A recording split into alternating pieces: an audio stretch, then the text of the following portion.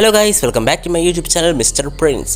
ഇന്നത്തെ വീഡിയോയിൽ നമ്മൾ നോക്കാൻ പോകുന്നത് നമ്മുടെ എയ്സ് മെറീൻ ഫോർഡ് അറിയില്ലേ, മരിച്ചില്ലെങ്കിൽ നമ്മുടെ വൺ പീസ് സ്റ്റോറിയിൽ എന്ത് മാറ്റമായിരുന്നു വരുന്നത് എന്നാണ്. നമുക്ക് നേരിട്ട് വീഡിയോയിലേക്ക് നോക്കാം. അതിനു മുമ്പ് നമ്മുടെ ചാനൽ സബ്സ്ക്രൈബ് ചെയ്ത ഏതെങ്കിലും കൂട്ടുകാർ വീഡിയോ കാണുന്നുണ്ടെങ്കിൽ നമ്മുടെ ചാനൽ ഒന്ന് സബ്സ്ക്രൈബ് ചെയ്യുക. പിന്നെ തൊട്ടടുത്തുള്ള ബെല്ലൈക്കനും കൂടി നിർത്തി ഓൾ നോട്ടിഫിക്കേഷൻ സെറ്റ് ചെയ്ത് വെച്ചേക്ക്. എന്നാൽ നമുക്ക് നേരിട്ട് വീഡിയോയിലേക്ക് നോക്കാം. നിങ്ങൾക്ക് എല്ലാവർക്കും അറിയാവുന്ന കാര്യമാണ്, നമ്മുടെ മെയിൻ സ്റ്റോറി ലൈനിൽ നമ്മുടെ എയ്സ് ലൂഫീനെ രക്ഷിക്കേണ്ടിയിട്ട് സാക്രിഫൈസ് ചെയ്ത് എയ്സ് മരിക്കുന്നുണ്ടെന്ന്. എന്നാൽ നമ്മുടെ ഈ സ്റ്റോറി ലൈനിൽ നടക്കുന്നത് എന്താണെന്ന് വെച്ചാൽ, നമ്മുടെ എയ്സിനെ രക്ഷിക്കാൻ നമ്മുടെ ഗാർപ്പ് വരും. ഗാർപ്പ് എയ്സിനെ സക്കസുക്കിൻ്റെ അറ്റാക്കിൽ നിന്ന് രക്ഷപ്പെടുത്തിയതിന് ശേഷം അവരെ രണ്ടുപേരെ അവിടുന്ന് രക്ഷപ്പെടാൻ സഹായിക്കുകയോ അതുവരെ സക്കസുക്കിനോട് ഫൈറ്റ് ചെയ്യുകയും ചെയ്യുന്നു. ഈ ഫൈറ്റിൽ നമ്മുടെ ഗാർപ്പ് അക്കൈനുവിനെ ഡിഫീറ്റ് ചെയ്യുകയും ചെയ്യും. എന്താണെന്ന് വെച്ചാൽ, അക്കൈനു ആ ടൈമിൽ ഇപ്പോൾ അത്ര പവർഫുൾ അല്ല എന്ന് നമുക്കറിയാം. കാരണം നമ്മുടെ ഗാർപ്പ് നമ്മൾ കണ്ടിട്ടുണ്ട് ഇത്രമാത്രം പവർഫുൾ ആണെന്ന്. അപ്പോൾ ആ ടൈമിൽ ഗാർപ്പിന് അത്ര വയസ്സും ഉണ്ടാകില്ല, 2 വയസ്സ് കുറവായിരിക്കും ഇപ്പോഴതിനേക്കാളും. അപ്പോൾ സാക്കസുക്കിനെ ഡിഫീറ്റ് ചെയ്യുന്നുള്ള കാര്യത്തിൽ സംശയമൊന്നും വേണ്ട. ഈ ഒരു സംഭവത്തോടുകൂടി ഗാർപ്പിന് മെറീൻസിൽ നിൽക്കാൻ പറ്റാതാകും. മെറീൻസ് ലെഫ്റ്റ് ചെയ്ത് ഗാർപ്പ് നമ്മുടെ റെവല്യൂഷണറി ആർമി ചേരുകയും ചെയ്യും.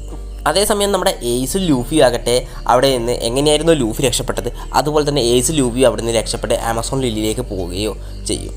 ഈ ടൈമിൽ തന്നെ നമ്മുടെ വൈറ്റ് ബീഡ് മരിച്ചു പോകുന്നുണ്ട്. കാരണം ബ്ലാക്ക് ബീഡ് വന്ന് അറ്റാക്ക് ചെയ്യുന്നത് കൊണ്ട് തന്നെ വൈറ്റ് ബീഡിന് തൻ്റെ ക്രൂവിനെ രക്ഷപ്പെടാൻ ടൈം കൊടുക്കാൻ വേണ്ടി നമ്മുടെ ബ്ലാക്ക് ബീഡിൻ്റെ കൂടി വൈറ്റ് ബീഡ് ഫൈറ്റ് ചെയ്യുകയോ എന്നിട്ട് ബ്ലാക്ക് ബീഡ് വൈറ്റ് ബീഡിനെ അവിടെ കൊല്ലുകയും ചെയ്യും.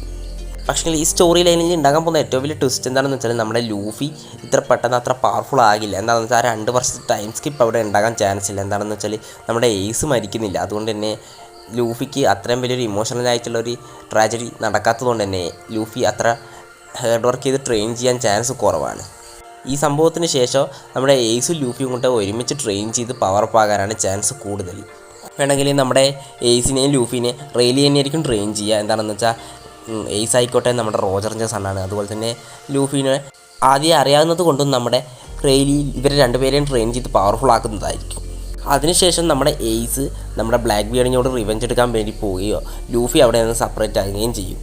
അതിനുശേഷം നമ്മുടെ ബ്ലാക്ക് ബിയർഡ് വേഴ്സസ് എയ്സ് ഒന്നുകൂടെ നടക്കുകയോ ആ ബാറ്റിൽ നമ്മുടെ എയ്സ് എങ്ങനെയെങ്കിലും സർവൈവ് ചെയ്താൽ ബ്ലാക്ക് ബിയർഡ് ജയിക്കാൻ തന്നെയാണ് ചാൻസ് കൂടുതൽ. എയ്സ് സർവൈവ് ചെയ്തിട്ട് എയ്സും ലൂഫിയും തമ്മിൽ വാനോയിൽ വീണ്ടും കണ്ടുമുട്ടും.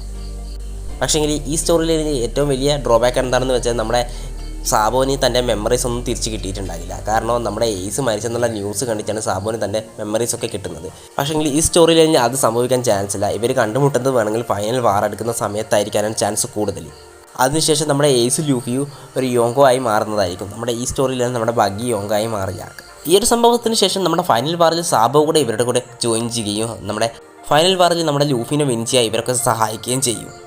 ഈ സംഭവങ്ങൾക്കൊക്കെ ശേഷം നമ്മുടെ ലൂഫി എയ്സും സാബുവും കൂടെ തൻ്റെ ഹോംലാൻഡിലേക്ക് തിരിച്ചു പോവുകയും അവിടെ നിന്ന് അവരെ വളർത്തിയ ആ ക്യാരക്ടർ കാണുകയും ചെയ്യുന്നു. ആ ക്യാരക്ടറുടെ പേരെന്നോട് മറന്നുപോയി. അപ്പോൾ ഇന്നത്തെ വീഡിയോ ഇത്ര മാത്രമേ ഉള്ളൂ. നിങ്ങൾക്ക് ഈ വീഡിയോ ഇഷ്ടപ്പെട്ടിട്ടുണ്ടാകുമെന്ന് കരുതുന്നു. വീഡിയോ ഇഷ്ടപ്പെട്ടിട്ടുണ്ടെങ്കിൽ ചാനൽ സബ്സ്ക്രൈബ് ചെയ്യുക. പിന്നെ തൊട്ടടുത്ത് ബെല്ലൈക്കൺ കൊണ്ട് നമുക്ക് മറ്റൊരു ദിവസം മറ്റൊരു വീഡിയോ കാണുന്നത്. Bye bye.